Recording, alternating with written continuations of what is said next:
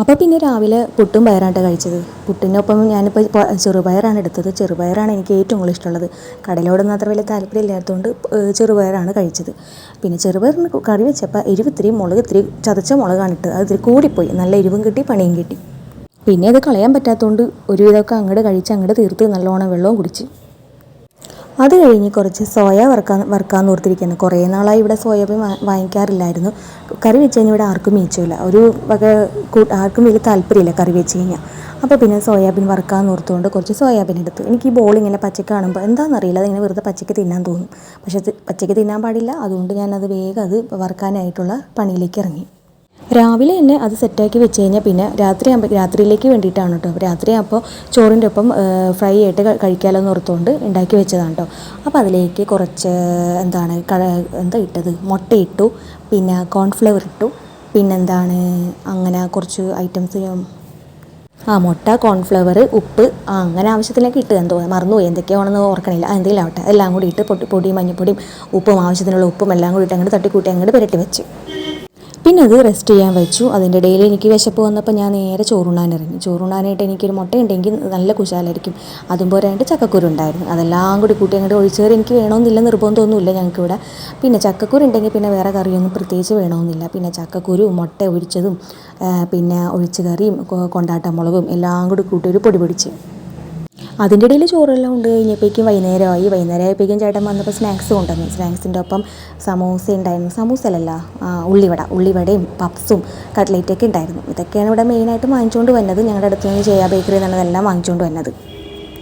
അങ്ങനെ അതിൻ്റെ ഇടയിൽ വൈകുന്നേരത്തെ കാര്യങ്ങൾ കുശാലായിരുന്നു. പിന്നെ ഒരു ഗ്ലാസ് ചായയും കുടിച്ച് പിന്നെ സമൂസ എന്ന വായിലുള്ളത് പപ്സും കഴിച്ച്, വെജിറ്റബിൾ പപ്സാണ് ഇവിടെ വാങ്ങിക്കുന്നത്. അതും കഴിച്ച് അങ്ങോട്ട് ചായയും കുടിച്ച് അങ്ങോട്ട് കുശാലായി.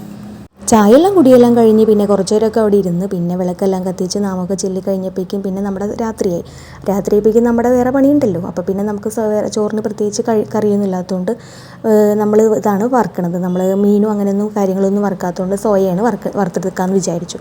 അപ്പോൾ നമ്മൾ നേരത്തെ എടുത്ത് വെച്ച എല്ലാ കൂട്ടുകളൊക്കെ സെറ്റായി വന്നിട്ടുണ്ട്. അപ്പോൾ കുറച്ച് നേരം ഫ്രിഡ്ജിലൊക്കെ വെച്ചിട്ട് അത് സെറ്റായി വരാനായിട്ട്.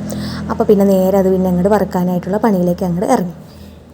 എനിക്ക് പിന്നെ ഈ പാനിലൊന്നും വെച്ചാൽ അത്ര വലിയ താല്പര്യമൊന്നുമില്ല. ചീനച്ചട്ടിയിലൊക്കെയാണ് എനിക്ക് സത്യം പറഞ്ഞാൽ എനിക്ക് വറക്കാനൊക്കെ ഏറ്റവും കൂടുതൽ ഇഷ്ടം. പിന്നെ ഒരു ഭംഗിക്ക് ഇരിക്കട്ടെ എന്ന് ഓർത്തുകൊണ്ട് ഞാൻ പാൻ വെച്ചതാണ്. പിന്നെ അതിലേക്ക് കുറേശ്ശായിട്ട് നമ്മുടെ എണ്ണ ഒഴിച്ചു. സൺഫ്ലവർ ഓയിലാണ് ഒഴിച്ചത്. അത് ഒഴിച്ച് അങ്ങോട്ട് എണ്ണ ചൂടാക്കി വന്നപ്പോഴേക്കും നമ്മുടെ സോയ പതിയെ അങ്ങോട്ട് വറുത്ത് കോരി അങ്ങ് എടുത്ത്. അത് വറക്കണ നേരം കൊണ്ട് നമുക്ക് ചെറിയ സ്നാക്സ് ബ്രേക്കൊക്കെ എടുക്കാം കേട്ടോ. അപ്പോൾ എന്തെങ്കിലുമൊക്കെ ചെറിയ സ്നാക്സ് കഴിക്കാനൊക്കെ ആയിട്ട് അതിൻ്റെ ഇടയിൽ വെറുതെ സമയം വരേണ്ടതുണ്ടല്ലോ. അപ്പോൾ അതിൻ്റെ ഇടയിൽ കൂടെ ഓരോന്നൊക്കെ എടുത്ത് കഴിക്കായിരുന്നു. കപ്പങ്ങ ഉണ്ടായിരുന്നു, അതൊക്കെ എടുത്ത് അങ്ങോട്ട് കഴിച്ചു.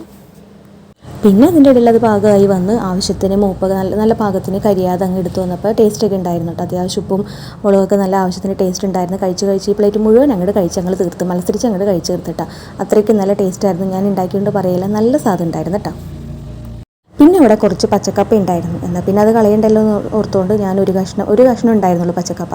അതിലേക്ക് കുറച്ച് മുളക് പൊടി, മഞ്ഞൾപ്പൊടി, ഉപ്പും എല്ലാം കൂടി ഇട്ട് ഇതിൻ്റെ ബാക്കി മസാല എല്ലാം കൂടി ചേർത്ത് അങ്ങോട്ട് വറുക്കാമെന്ന് വിചാരിച്ചു.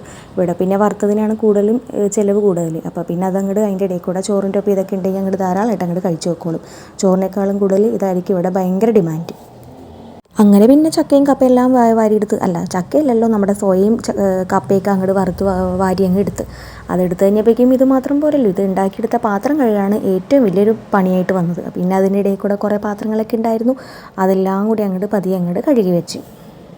അങ്ങനെ ചോറിനുള്ളതിന് മുമ്പ് നേരത്തെ പാത്രം അങ്ങോട്ട് കഴുകി വെച്ചാൽ പിന്നെ അധികം പാത്രമൊന്നും ഉണ്ടാവില്ലല്ലോ. അപ്പോൾ പിന്നെ നേരെ പാത്രമെല്ലാം അങ്ങോട്ട് കഴുകി സെറ്റാക്കി അങ്ങോട്ട് വെച്ച്. പിന്നെ പാത്രമെല്ലാം കഴുകി ഓരോ കാര്യങ്ങളൊക്കെ പറയുമ്പോൾ എനിക്കിവിടെ ആരെങ്കിലും വർത്താനം പറയാൻ കൂട്ടുണ്ടെങ്കിൽ അത്രയും നല്ലതായിരിക്കും.